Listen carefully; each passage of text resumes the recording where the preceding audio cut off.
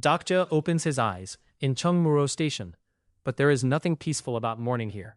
The floor is stained, the glass is broken, and survival feels less like victory and more like a temporary extension. Then the messages arrive. Constellations watch him, pity him, sponsor him, and worst of all, try to peer into his past. Dokja accepts the coins, but not the violation. His anger is quiet, contained, and dangerous. Around him, the team starts planning for the day. The green zone count is limited. Land ownership matters. The third scenario is approaching. And beneath the tactical talk, Dokja sees a different problem. Lee Hyung-sung, the soldier who should have awakened already, is still carrying old wounds from a life where responsibility only hurt him. If Hyung-sung does not evolve soon, the next battle may crush them before it even begins. Dokja understands something the others do not. Hyung-sung does not need another order. He needs responsibility that feels chosen, not forced. So the group begins with something almost absurd. Compliments. Sangha praises his righteousness. Gil-young praises his strength. Hee-won calls him dependable. At first it looks too simple to matter, but Hyung-sung's expression starts to change. Under the embarrassment, something old and buried begins to move. When civilians are threatened, and a woman is held hostage by armed men demanding payment, Hyung-sung finally reaches the edge of himself. He does not want someone else's justice anymore. He wants his own. The system responds. His attribute evolves. Golden light gathers around him, and the hesitant soldier becomes the person who has regained justice. Then, with one devastating strike, he shatters the floor, destroys green zones, and sends enemies falling into the dark. Dokja heads toward B1 with a new thought hardening inside him. If survival requires skills, then he will steal skills. The lower floors are worse than the upper ones. People are counted like inventory. Green energy cells glow in the dark. The Union tries to recruit him, but their offer reveals what kind of power structure they are building. Safety in exchange for control. Then a blade appears near Dokja's face. A woman using ghost walk moves like a rumor in the dark, warning him not to make a deal with men who see people as property. Her hostility should start a fight, but Dokja only says he came to talk. That composure surprises her. Soon after, Lee Ji-hae enters the field, cold, armed, sharp, and connected to Yoo Jung-huk. Then another wound opens. Someone has seen the video of Dokja killing to survive. The past is not buried. The third main scenario should be simple. Hold a green zone and survive. But Dokja already knows the trap. Green zones create competition, competition creates division, and division creates corpses. So his team moves before the Landlord Alliance can react. Hee-won, Sangha, and Gil-young destroy smaller zones. Ji-hee cuts through guards. Dokja invests coins into his body and steps into battle with sharper stamina and strength. The system tries to update, but the map is breaking too fast. Bounty scenarios appear. Enemies rush in for the price on Dokja's head. Dokja answers by smashing stairs, closing routes, and activating bookmark. No more rooms, no more hiding. When all green zones collapse, the main scenario mutates into emergency defense. Monsters meant for 7 days are released at once. The station erupts into screams, claws, and panic. Dokja has not ended the danger. He has forced everyone into one battlefield. As monsters flood Chungmuro, Gong Pildu becomes the center of survival. His arm zone turns private land into a fortress of turrets, fortified magic bullets, and defensive walls. The survivors first beg, then rally. Dokja understands half of Pildu's wisdom is true. Isolated rooms only delay death. Unity is the real defense. But Gong Pildu is burning through magic power, and the constellation behind him is fading. Dokja opens the Dokebi bag, upgrades his access, and buys the behind-the-scenes contract. The system warns him. Dokja signs anyway. He cannot sponsor like a constellation, but he can stand behind the curtain, feed coins and resources into the defense, and gain command authority over Gong Pildu's faction. When Pildu drinks the recovery potion and his magic surges back, he tries to bark threats. Dokja shuts him down with one calm order. The contract is active. The fortress now answers to him. Dokja leaves Hyung-sung and Sangha to maintain the potion cycle for Gong Pildu. Every 40 minutes, Pildu must be refilled like a living siege engine. But Dokja's mind is already elsewhere. Yoo Jung-hyuk entered the hidden dungeon at 9 in the morning and has not returned. In another world, In another life, Yu Jonghyuk died here. Dokja knows the root.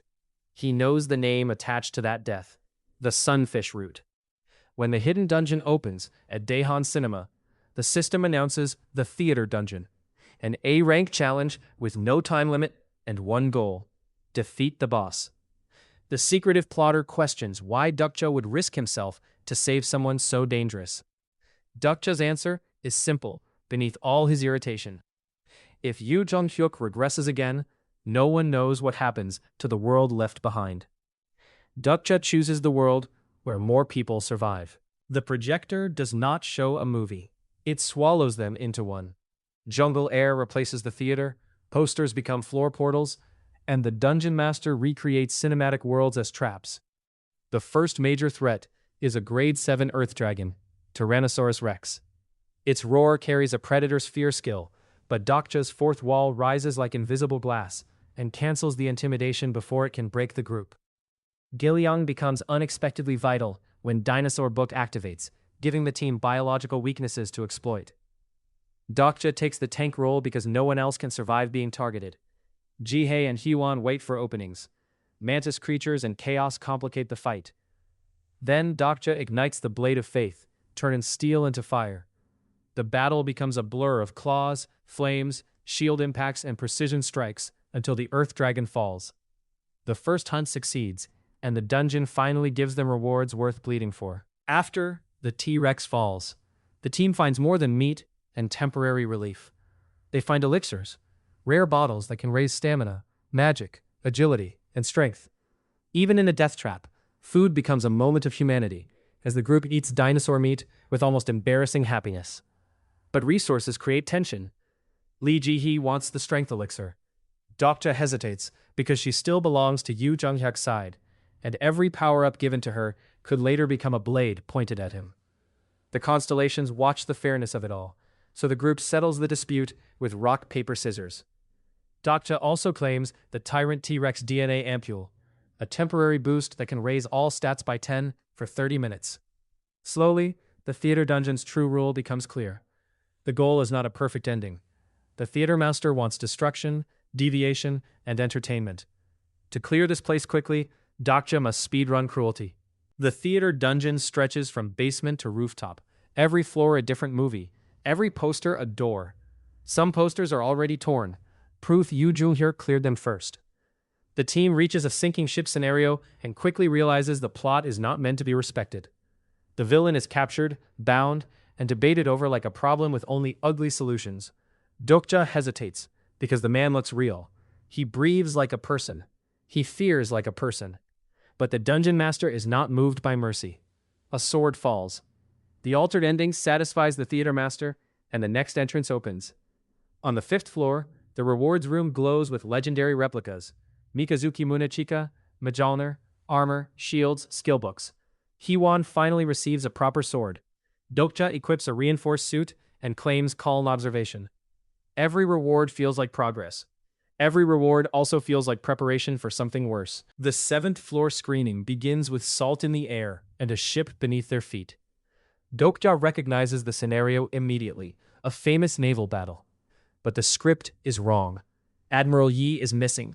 Reinforcements are absent. The whirlpool is swallowing ships too early.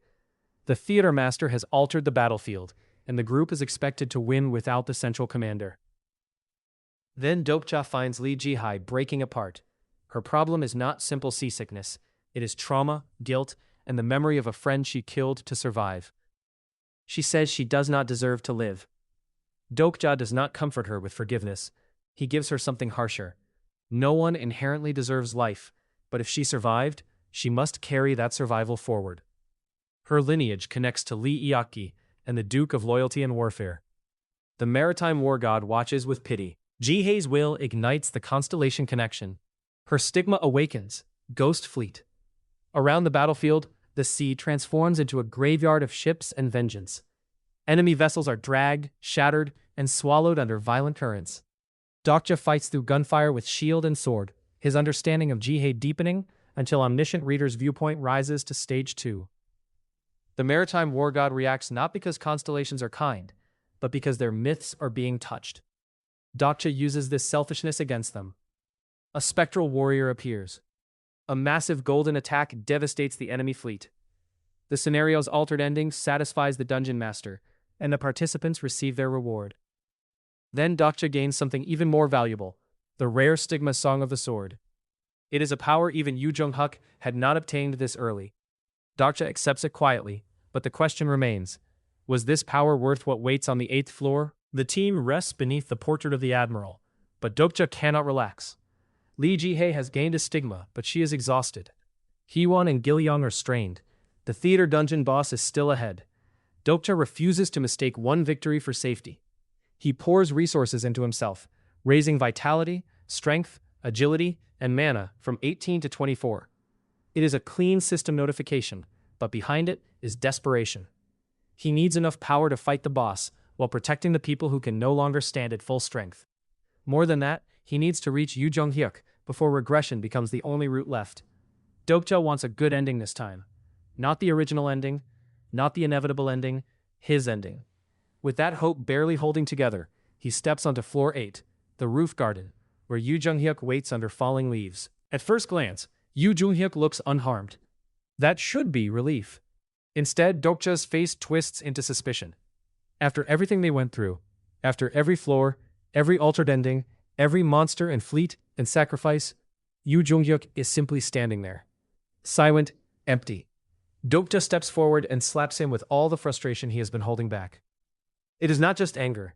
It is proof of life. A demand for reaction. But Yu Jung-hyuk gives him nothing. No glare, no threat, no irritation. Just blankness. Dokcha remembers the 8th regression, where Yu Jung-hyuk died in this dungeon not because he was weak, but because luck itself betrayed him. Now something darker than bad luck hangs around him. Dokcha senses a presence near Yu Jung-hyuk, and the relief of rescue collapses into dread. The regressor is here, but maybe he is no longer himself. Then, Dokcha sees him, an old man on a bench, eyes too strange to be human, calm in a place where everyone else is fighting to breathe. The theater owner's simulacrum, an imitation, a representation, something shaped like a person but carrying the weight of a higher being's shadow. Dokcha realizes why this boss is the worst possible enemy for Yu Jung-hyuk. It does not need to overpower the regressor's body, it only needs to make him stop thinking. Yu Jung-hyuk becomes a puppet, and Dokcha's attempt to reason with him dies instantly. Force Palm Level 4 slams into Dokcha's shield and sends him crashing back. His reinforced suit breaks, his defense drops, blood spills. Hee-won screams his name and activates demon slaying, but even she knows her current strength may not be enough. Dokcha rises anyway. If Jung-hyuk is being controlled, then Dokcha cannot simply defeat him. The fight refuses to stay simple. A gray-suited opponent enters with a wooden weapon and a body tough enough to endure Dokcha's counters. Dokcha flips him hard, drives him down, and still feels the resistance in the man's bones. Then the system identifies the technique. 100-step Divine Fist Level 2, an ancient Shaolin-style martial art converted into a lethal system skill. Every enemy here has become more than a person. They are layered with stories, skills, and histories that can kill. As Dokcha recalculates, an explosion tears through the area. Someone screams. Lee Ji-hae races up the stairs with her sword drawn, urgency sharpening every step. The battle is splitting into multiple fronts, and Dokcha no longer has the luxury of controlling the entire board. Somewhere above, another threat is moving. Somewhere nearby, another ally may already be falling. Dokcha pushes through the chaos and finds Hee-won. She is down, wrapped in a strange mist that does not look like ordinary smoke.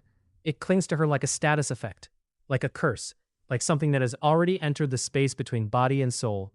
Dokcha calls her name, and for once his control cracks into open shock. Then the ground shakes. A heavy movement lands nearby. Allies shout warnings toward Lee Ji-hae, but Dokcha's attention is caught by something even more disturbing. Around him, the air bends with an ethereal presence. A voice reaches him from inside the haze, addressing him with impossible familiarity. Master. The word lands colder than any attack. The theater owner has puppets. Yu Jung-hyuk is not free. Hee-won is unconscious. And now something hidden recognizes Dokcha, as if he belongs to a power he does not understand.